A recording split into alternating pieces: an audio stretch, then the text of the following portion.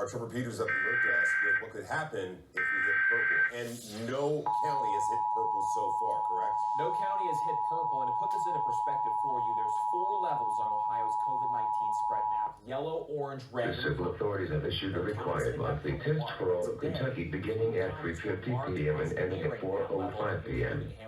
This is a coordinated monthly test of the Kentucky Emergency Alert System. In cooperation with federal, state, and local officials, broadcasters are testing equipment to ensure that may be quickly warned in the event of an emergency.